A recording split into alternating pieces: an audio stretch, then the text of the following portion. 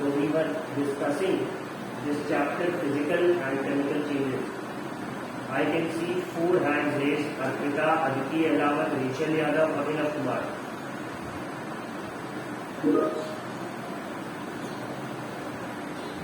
Rachel? Yes, Aditi. 7C का attendance chat पे भेज दीजिए अदिति, आप वहां से मैम उसे देखो. Rachel, what's your question? Rachel, मुझे साइंस में कुछ पूछना था. ये क्लास को स्टार्ट होने दो. Okay sir. Arpita, I can see your hand raised. What's your question?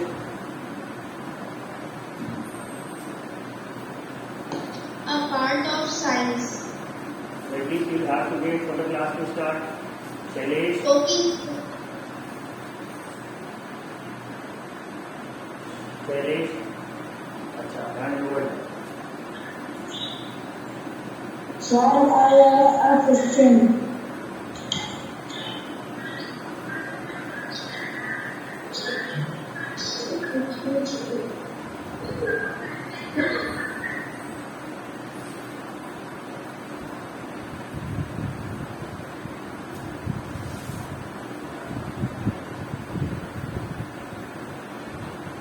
Shailesh, screen दिख रही है?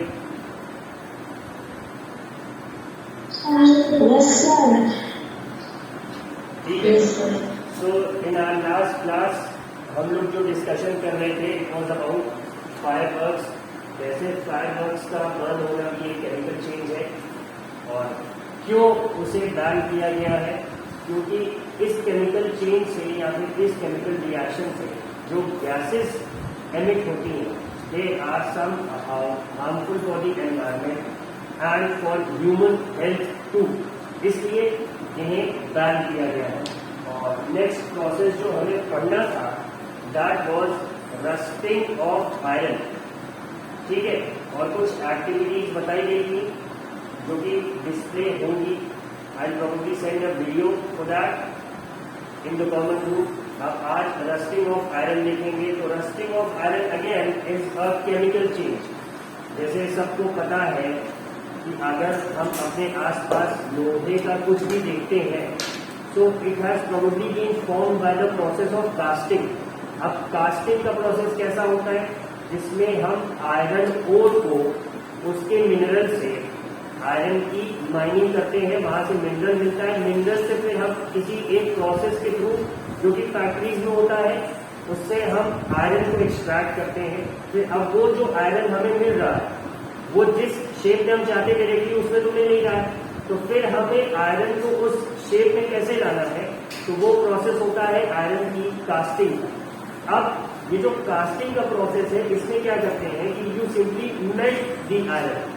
वो आयरन को मेल्ट करते हैं और उस मोल्टन आयरन को वो किसी एक जिस भी शेप में उन्हें वो चाहिए, उस शेप में, उसके सांचे में उस मोल्टन आयरन को रखा जाता है. और जब वो आयरन का पीस ठंडा हो जाता है, वो मोल्टन आयरन ठंडा हो जाता है, तो हमें आयरन अपने डिजायर्ड शेप और साइज का मिल जाता है. That is how iron objects are form. फिर नेक्स्ट चीज जो आयरन की हम लोग अपने सामने देखते हैं, वो ये देखते हैं कि आयरन नॉर्मली तो कुछ डार्क ग्रे या ऑलमोस्ट ब्लैक कलर का होता है, बट उसके ऊपर अक्सर अगर हमने उसे खुले में छोड़ रखा है, if you left it in the open, specially under the rain and under the effect of sunlight, तो we see a reddish orange kind of a deposition upon the surface. तो वो जो ऑरेंज डिपोजिशन होता है iron object के surface पे, उसे ही हम क्या कहते हैं? We call it rust. वही क्या होता है? जंग लग गया लोहे पे, हम ऐसा कहते हैं, वही रस्टिंग होती है. तो अब हमें यही समझना है कि ये जो रस्टिंग है, ये एग्जैक्टली किस प्रोसेस से हो रही है.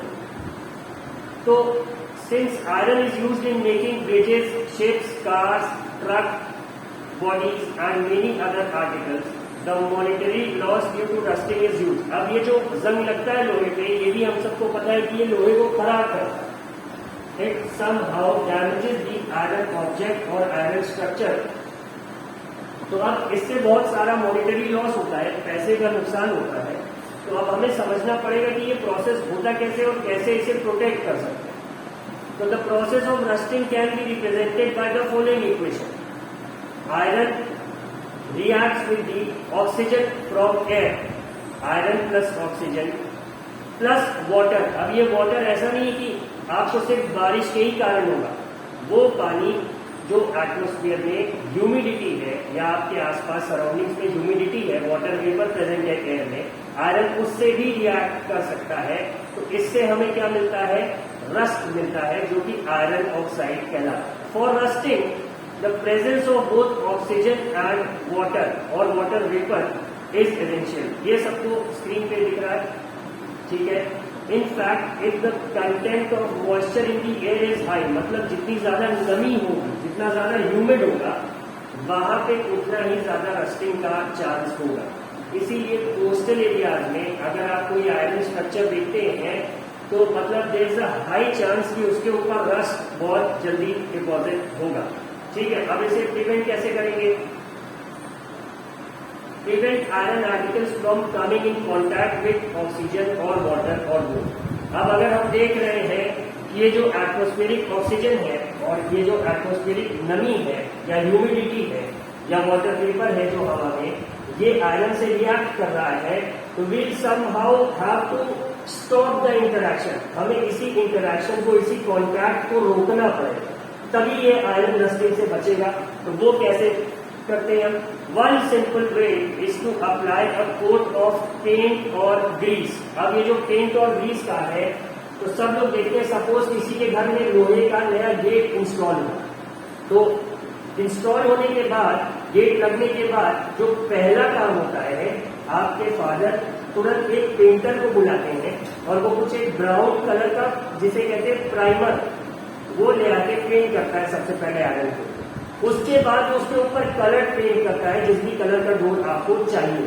ठीक है. ऑयल पेंट, या फिर जहां पेंट हम नहीं कर सकते, जैसे कि आपके साइकिल का चेन, तो वहां पे आपने देखा होगा वो भी ऑलमोस्ट लोहे का ही होता है, तो उस पर आप थोड़े थोड़े दिनों में जाके ग्रीस लगवाते हैं. तो उस ग्रीस का भी क्या यूज होता है? दिस ग्रीस और this paint forms a layer on the surface of iron object. उसके ऊपर एक परत की तौर पे ये बन जाता है, जिससे जो एटमॉस्फेयर का ऑक्सीजन और वाटर वेपर है वो उस आयरन आर्टिकल से रिएक्ट नहीं कर पाता और वो आयरन का ऑब्जेक्ट रस्ट होने से या उसकी रस्टिंग होने से वो बच जाता है. This is one way. ठीक है.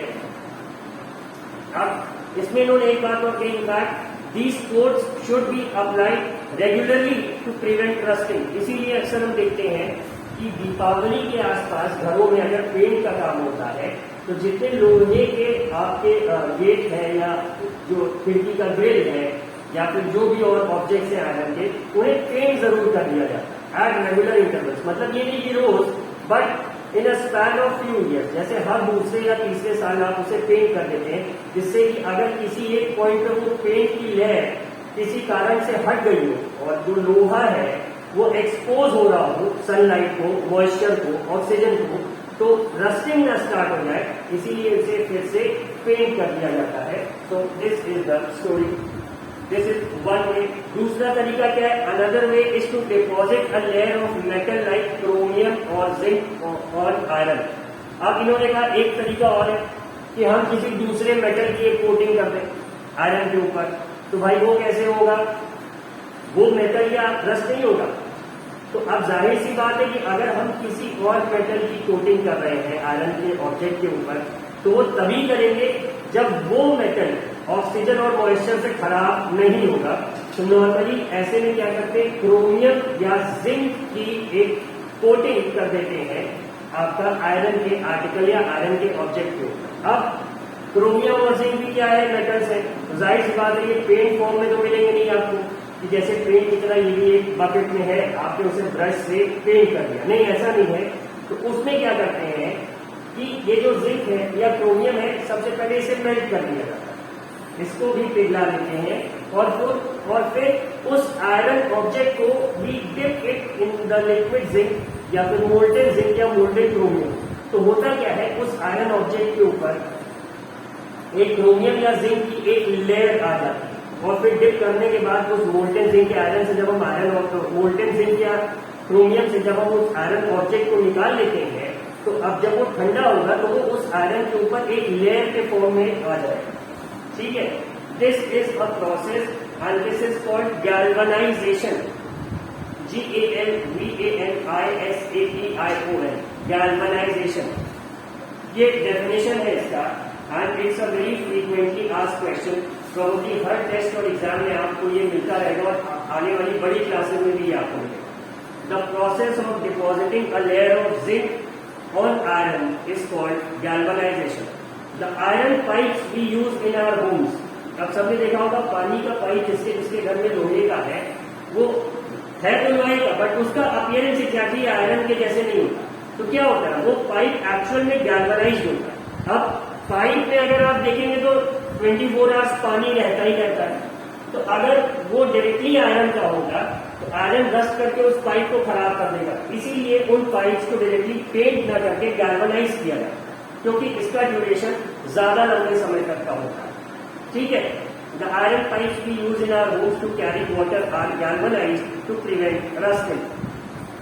अब ये भी पता है सबको कि जितने शिप्स हैं जो सी में सेल कर रहे हैं वो भी किसके बने होते हैं, लोहे के होते हैं, और वो भी 100% पानी के कॉन्टैक्ट में होते हैं। ठीक है, तो अब उसका कैसे करा जाए? You know that ships are made of iron and a part of their remains under water. ठीक है, on the part above water also water drops keep clinging to the ships outer surface. भाई अगर waves है तो हम देखते हैं कि अक्सर लहरें जो है शिप के ऑलमोस्ट पूरी ही बॉडी को भिगोती रहती है। और plus if you are around the sea तो वहां के लेवल ऑफ ह्यूमिडिटी बहुत ही ज्यादा है, तो मतलब मॉइस्चर भी अच्छा खासा है शिप के आयरन के चारों ओर। तो कैसे करेंगे? और एक तीसरा फैक्टर भी होता है, ये जो सी वाटर होता है ये हम सबको पता है ये क्या है, ये सॉल्टी होता है, नमकीन होता है। तो अब ये जो सॉल्ट वाटर है ये भी कहीं ना कहीं रस्टिंग में एक तरह से और हेल्प कर देता है। तो अब यहाँ पे जो शिप की बॉडी है आयरन की, उसे प्रोटेक्ट करना बहुत ही ज्यादा जरूरी हो जाए, क्योंकि अगर वो कमजोर हो गई तो फिर शिप क्या होगा, the ship would sink in the sea. ठीक है, तो अब कैसे करना है? तो ऐसे में क्या करते हैं कि शिप के ऊपर आप पेंट भी देखते हैं और उसमें क्या करते हैं कि आयरन का यूज ना करके स्टील का यूज कर लेते हैं। अब स्टील क्या होता है, स्टेनलेस स्टील के ऑलमोस्ट सबने अपना बर्तन भर के देख ही रखा है।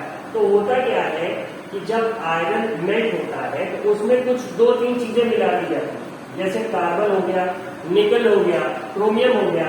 तो जैसे अब थोड़ा सा हिस्सा मिलाइए, सपोज अगर हमारे पास 10 ग्लास मोल्टन आयरन है तो उसमें आधे ग्लास या 1/4 ग्लास हम उसमें क्रोमियम, निकल या फिर कार्बन मिला देंगे तो वो स्टील बन जाता है। Now this steel this is resistant to corrosion. Steel जल्दी रस्ट नहीं होता। अब अगर आपने देखा हो तो आपके घर के जो खाने के बर्तन हैं उसमें आप रोज खाना खाते हैं, वो रोज धुलता है बट उसमें रस्टिंग नहीं होती। क्यों? Because that is stainless steel, वो प्रोटेक्टेड है ऑलरेडी। तो ये बात सबके समझ में आ रही है। Now raise your hand to ask your question. Will start with Shri.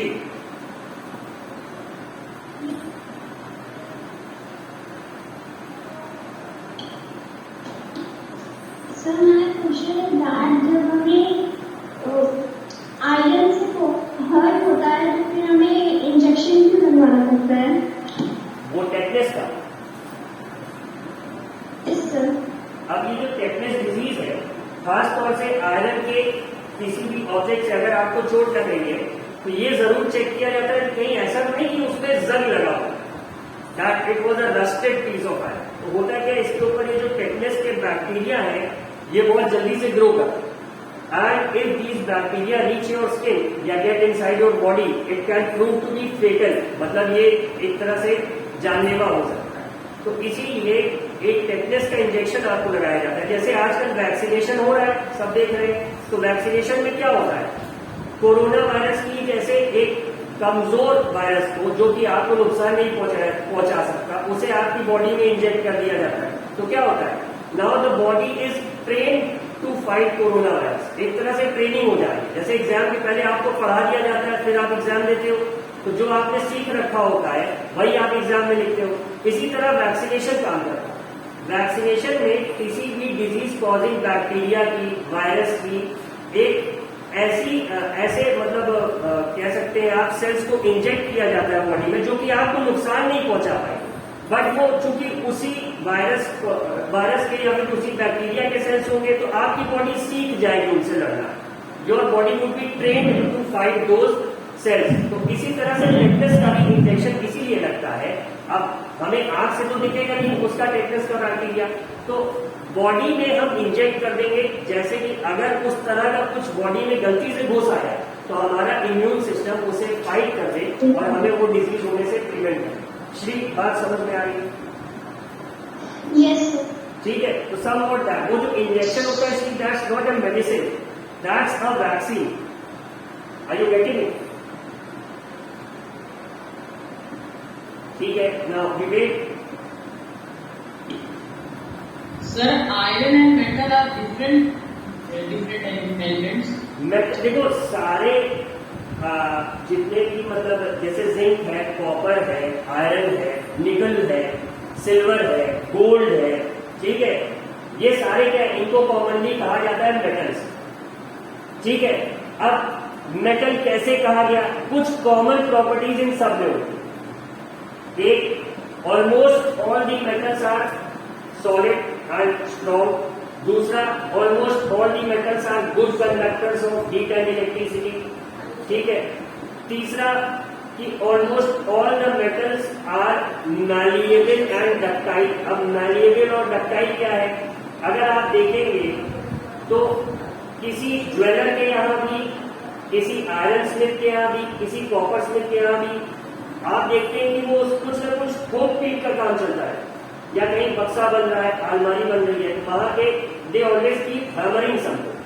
तो मेटल्स की एक प्रॉपर्टी ये होती है कि आप उन्हें ठोक ठोक के, पीट पीट के आप शीट में कन्वर्ट कर सकते। ठीक है, अब एक तो ये हो गया। दूसरा, डक्टिलिटी की बात करें तो डक्टिलिटी मेटल्स की वो प्रॉपर्टी होती है जिससे उनको आप खींच के वायर्स में चेंज कर सकते हैं। तो अब अपने आसपास आप जितने भी तार देखेंगे, जैसे इलेक्ट्रिसिटी का वायर हो गया जो खंभे में रहता है, वो लोहे का रहता है। ठीक है, आपके घर में जो वायरिंग के लिए यूज होता है वो कॉपर का रहता है या एल्यूमिनियम का रहता है। एल्यूमिनियम भी देखो एक मेटल हो गया। ठीक है, तो ये एक डक्टिलिटी और मेलिएबिलिटी इसकी प्रॉपर्टी हो गई। फिर गुड कंडक्टर मैंने बता दिया। इसके बाद हाँ, हर मेटल जो होगा वो सोनोरस होगा। अब सोनोरोसिटी क्या है? आप जितने भी मेटल्स अपने आसपास देखेंगे, चाहे कॉपर हो, आयरन हो, एल्यूमिनियम हो, सबको अगर आप किसी हार्ड ऑब्जेक्ट से हिट करेंगे तो एक टिंग की आवाज होती है, टिंग, इस तरह से एक आवाज होती है। ठीक है, तो यही होता है सोनोरस। मतलब जितने बेल्स आप देखते हैं मंदिर में, तो वो क्या होता है, किसी न किसी मेटल का ही होता है। या फिर आपके यहाँ जो रेलिंग लगी है लोहे की, मान लीजिए, उसको भी अगर आप किसी पेन से हिट करेंगे तो एक टिंग साउंड प्रोड्यूस होती है। वही लकड़ी पे आप मारेंगे तो खट की आवाज होगी, बट मेटल्स को आप मारेंगे तो एक टिंग की आवाज होगी। ठीक है, तो इसी प्रॉपर्टी को क्या कहते हैं? सोनोरोसिटी।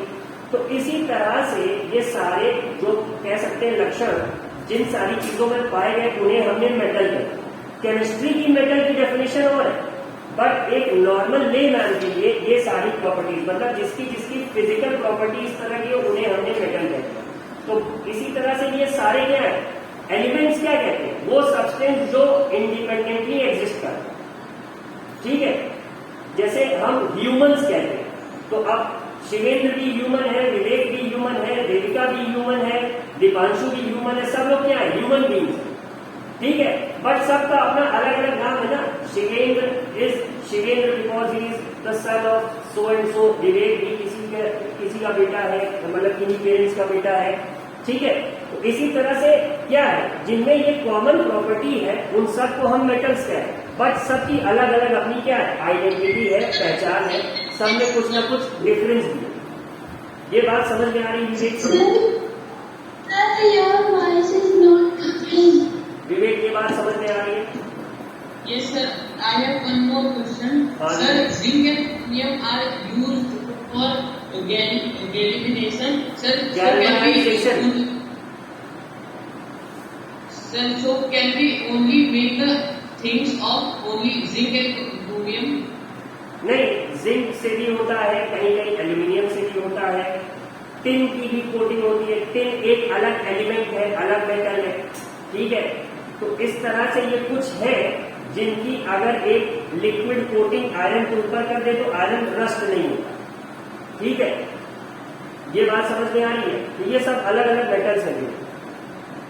सर तो हम डायरेक्ट उसी की चीजें नहीं बना सकते मेल्ट नहीं, उस एक तो वो अवेलेबिलिटी कम है, iron is more abundantly available in earth crust, ठीक है। एक बात ये हो गई। दूसरा, जैसे कॉपर है, तो कॉपर को तुम देखोगे कोई भी कॉपर का ऑब्जेक्ट है वो आसानी से मोड़ जाए, स्ट्रेंथ की प्रॉब्लम होती है।